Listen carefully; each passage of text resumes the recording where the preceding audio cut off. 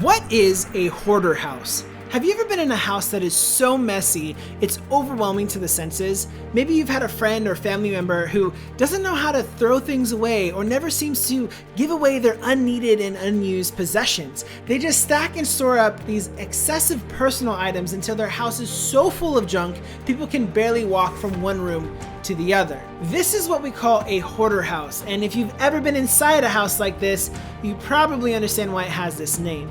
The term hoarder house is used to describe a home that has fallen into disarray because the inhabitants have accumulated an overabundance of items, most of which hold no tangible worth. Because hoarder houses are packed with so much clutter, there may be only a footpath through many of the rooms.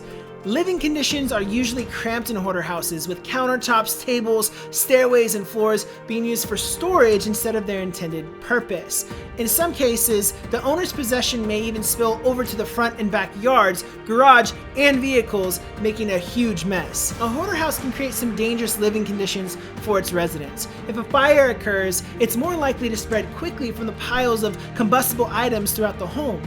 The excessive clutter can also make it difficult if someone is trying to get out of the house, especially if the entrances and exits are blocked or if there are things that people can trip over while trying to run out of the house. Hoarder houses can also pose a danger to neighboring properties as well, because any combustible item left in the yard can cause a fire to spread.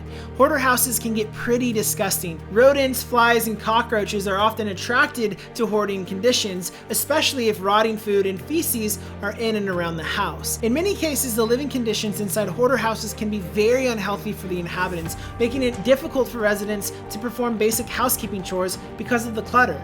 In severe hoarder situations where maintenance has ceased, there can be unusable toilets, lice on bedding, chewed through electrical wires from rats, rotting food, fleas and rodent infestation, and human feces on the floors and walls. So with all the downsides of living in a hoarder house, why do so many people choose to hoard like this? There's no definitive conclusion as to why people do this, but there are a few common risk factors that seem to come into play. One is family history. Many hoarders have a family member who is also a hoarder. Another may be experiencing trauma. Certain life events may trigger hoarding behavior, like a death in the family or a house fire where all of their personal belongings were destroyed. Hoarding can also be a characteristic of mental disorder or illness. It's commonly associated with obsessive compulsive disorder, obsessive compulsive personality disorder, and depression. People who hoard tend to believe all the items they own will be useful or valuable someday. They might argue that some items hold sentimental value or were too great of a bargain to part with.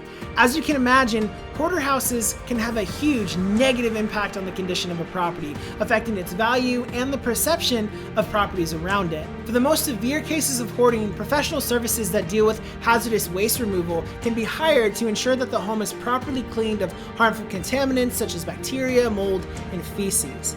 These companies generally aren't cheap, but they can get the job done in an attempt to restore a property to its pre-hoarding condition. If you found this video interesting, check out this next one that describes the process of gentrification.